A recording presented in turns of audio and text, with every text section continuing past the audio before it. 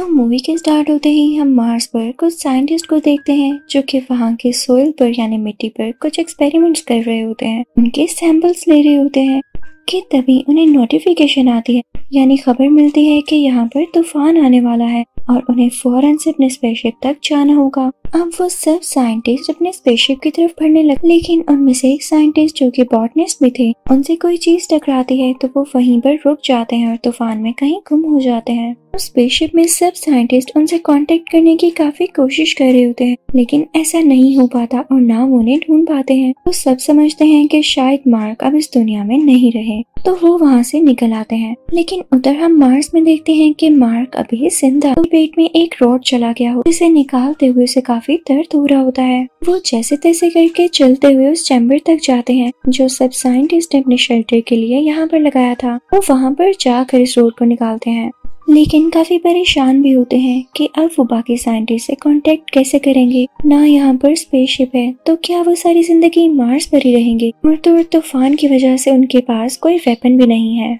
वो जानता था कि स्पेस में जो अगला प्रोजेक्ट आएगा यानी जो अगला स्पेसशिप लैंड करेगा वो 4 साल बाद होगा। तो 4 साल का अरसा तो बहुत ज्यादा है, यानी इस टाइम पीरियड में जो उसके पास खाना है वो काफी नहीं है। वो मर भी सकता है, तो उसे कुछ न कुछ जरूर करना होगा। अब यहाँ पर वो प्लान्स करने लगता है। उसके पास कुछ आलू होते हैं जिन्हें यूज करके वो और भी आलू उगाना चाहता था, और शायद इसीलिए वो सारे साइंटिस्ट एक्सपेरिमेंट्स कर रहे थे इस प्लैनेट की सोइल पर। तो मार्क अपनी डायरी में कुछ नोट्स बनाने लगता है और बाहर जाकर सोइल में खेती करने लगता है ताकि वो आलूओं को उगा सके। लेकिन यहाँ पे एक सबसे बड़ा इशू ये था कि मार्स में पानी बहुत कम था, इवन था ही नहीं, बस वही पानी जो साइंटिस्ट अपने साथ लाते हैं। तो ये तो यहाँ पर रहने के लिए काफी नहीं था। लेकिन लकीली मार्क क्योंकि एक बॉटनिस्ट था, तो वो जानता था कि पानी को किस तरह से प्रोड्यूस किया जा सकता है और ये सारी कल्टीवेशन कैसे की जा सकती है। तो वो हाइड्रोजन और ऑक्सीजन को जलाकर उसे पानी बनाने की कोशिश करता है। लेकिन पहली ट्राई में तो वहाँ पर बहुत बड़ा ब्लास्ट होता है, क्योंकि यहाँ पर उसने उस ऑक्सीजन की कैलकुलेशन नहीं जो कि वो वहाँ से इनटेक कर रहा था।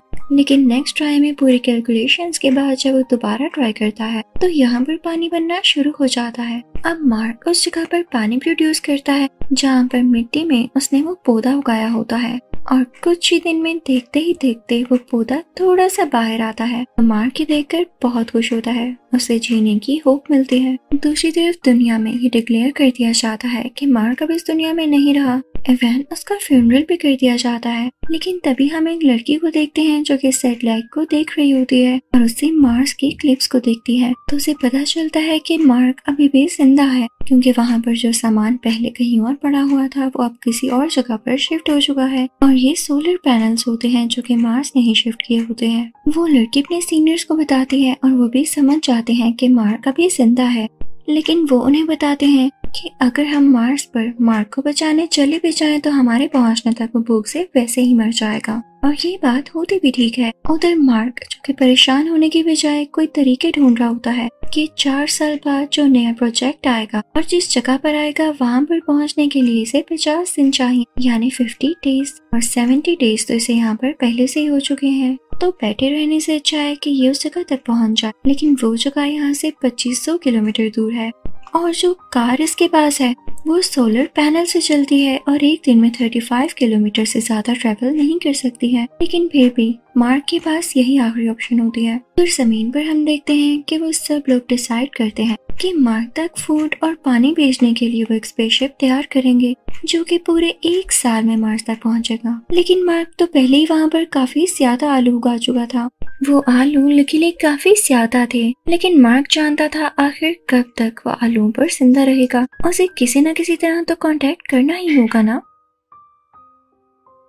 मार्क एक ऐसी जगह पर पहुंचता है जहां पर कैमरा होता है। ये ऐसा कैमरा होता है जो कि मार्स की पिक्चर्स दुनिया तक भेज सकता है। मार्क वहां पर 3 बोर्ड्स भी लगाता है। दरमियान वाले बोर्ड पर लिखता है कैन यू सी मी, कि क्या आप मुझे देख सकते हैं। लेफ्ट साइड पर नो लिखता है और राइट साइड पर यस लिखता है। और जब दुनिया वाले ये देखते हैं तो वो कैमरा यस की तरफ मूव करते हैं। तो मार्क बहुत ज्यादा खुश होता है कि चलो शुक्र है इन लोगों को पता तो है कि मैं जिंदा हूँ। और अब ये कोड वर्डिंग में दुनिया वालों से बात करने लगता है। वहाँ पर मार्क को ये भी बताया जाता है कि उसके लिए खाना भेजा जा रहा है।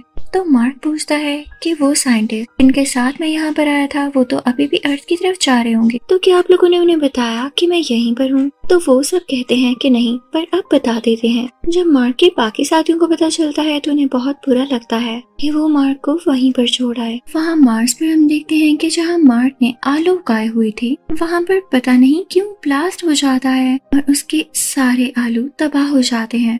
मार्क काफी दुखी हो जाता है और उसके पास अब जितने भी आलू बचे थे वो काफी नहीं थे, क्योंकि जब तक उसके पास खाना या पानी पहुंचता वो पहले ही भूख से मर चुका होता।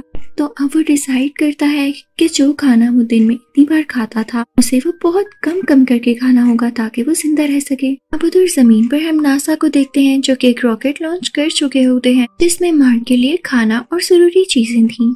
लेकिन यहाँ पर बहुत अनफॉर्चुनेट बात होती है, वो रॉकेट लॉन्च होते ही ब्लास्ट कर जाता है, सारा खाना भी डिस्ट्रॉय हो जाता है और अब मार्क तक कुछ भी नहीं पहुंच पाना था। तो सब बहुत ज्यादा उदास हो जाते हैं और जब मार्क को पता चलता है तो वो भी बहुत डिसअपॉइंट होता है।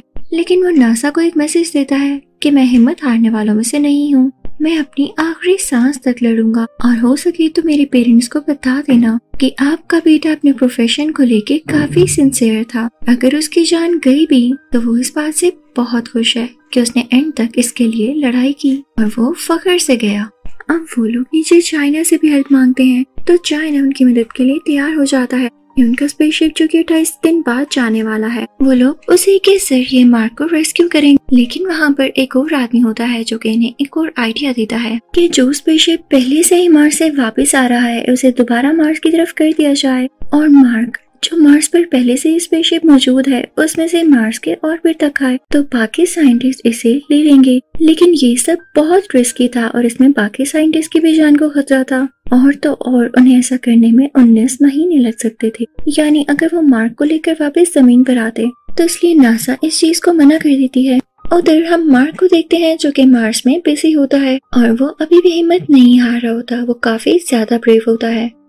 जब नासा देखती है कि जो स्पेसशिप जमीन की तरफ वापस आ रहा था वो दोबारा से मार्स की तरफ जा रहा है तो वो काफी हैरान होती है कि हमने तो इस चीज के ऑर्डर्स नहीं दिए। असल बात ये थी कि वही लड़का जिसने ये प्लान एडवाइस किया था उसी ने इन 5 साइंटिस्ट से रिक्वेस्ट की थी कि तुम लोगों को मार्क को जाकर बचाना होगा क्योंकि वो तुम लोगों का टीम मेंबर था और दूसरा अगर हमने कोई तरीका ढूंढा तो उसमें कई साल लग सकते हैं और तुम लोग उस तक विद इन मंथ्स पहुंच सकते हो। तो नासा को बहुत गुस्सा आता है लेकिन चाइना उनको समझाता है कि ये अच्छी बात है। जब मार्क हिम्मत नहीं हार रहा और ये साइंटिस्ट भी अपनी जान की कुर्बानी देते हुए यानी अपनी जान को रिस्क में डालते हुए अपने साथी को बचाने जा रहे हैं तो हम कौन होते हैं कहने वाले।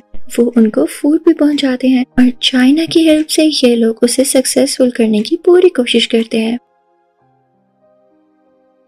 अब उधर जब मार्क को पता चलता है कि उसके साथी उसे लेने आ रहे हैं लेकिन उनके स्पेसशिप में इतना फ्यूल नहीं है कि वो मार्स के अंदर तक आ सके तो उसे अपना ही स्पेसशिप तैयार करके मार्स की ऑर्बिट तक आना होगा ताकि वो वहाँ से अपने साथियों को ज्वाइन कर लें। तो अब वो स्पेसशिप को तैयार करने लगता है लेकिन वो इतना भारी होता है कि जब तक मार्क उसके कुछ हिस्से बाहर न फेंक देता वो इतनी बाहर इतनी जल्दी ट्रेवल न कर पाता। मार्क अब ऐसा करने लगता है। अब मार्क उस स्पेसशिप में निकल ही पड़ता है लेकिन उसे काफी सफोकेशन हो रही होती है और वो स्पेसशिप पूरी तरह से ठीक भी नहीं होता तो उसे फ्लाई और हैंडल करने में भी काफी प्रॉब्लम होती है। तो इस वजह से बीच में वो बेहोश हो जाता है और उसका कांटेक्ट भी नहीं होता किसी से। तो सब काफी परेशान हो जाते हैं लेकिन जब कुछ टाइम बाद उसे होश आता है तो सब बहुत खुश होते हैं। जमीन पर भी काफी ज्यादा लोग इस मिशन को लेके काफी वरीड थे और मार्क और बाकी साइंटिस्ट की सेफ्टी के लिए दुआएं कर रहे थे। लेकिन यहाँ एक और प्रॉब्लम हो जाती है। मार्क जिस स्पेसशिप में होता है उसकी स्पीड को कंट्रोल करना उसके बस में नहीं हो रहा होता तो वो परेशान हो जाता है कि उसके साथी उसे कैसे पकड़ेंगे।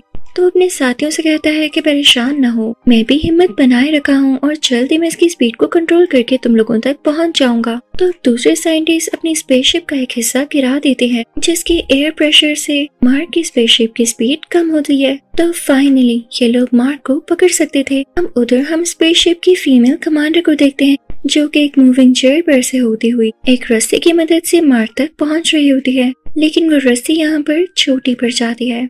यहाँ पर मार्क इनसे काफी दूर रह जाता है तो वो इनसे कहता है कि मैं स्पेसशिप में एक होल करूंगा यहाँ पर मार्क अपने स्पेस सूट के अंदर एक होल बनाता है जिससे उसके स्पेस सूट पे हवा जाने लगती है और उसका प्रेशर बढ़ जाता है और उसी प्रेशर से वो अपनी डायरेक्शन चेंज करता है और मूव करने लगता है और फाइनली उसे फीमेल कमांडर तक पहुंच ही जाता है। वो बहुत खुश होता है कि अब उसकी जान बच चुकी थी और वो रेस्क्यू कर लिया गया था। लेकिन तभी वहाँ पर कोई मूवमेंट होती है। मार्क का हाथ फीमेल कमांडर के हाथ से छूट जाता है, लेकिन जल्दी वो कमांडर उसकी तरफ रस्सी फेंकती है जिससे मार्क पकड़ लेता है। अब फाइनली मार्क उस स्पेसशिप के अंदर आ जाता है और सब लोग बहुत ज्यादा खुश होते हैं कि उनका मिशन सक्सेसफुल रहा। अब हम देखते हैं कि वो सब फाइनली दुनिया पर लैंड कर चुके होते हैं और यहाँ पर मार्क सब साइंटिस्ट का हेड बन जाता है और उन्हें सिखाने लगता है कि अगर आप स्पेस में फंस जाएं तो खुद को किस तरह से बचा कर रखना है, कभी भी हिम्मत नहीं हारनी। और इसी के साथ ये मूवी यहीं पर एंड हो जाती है। Thank you for watching.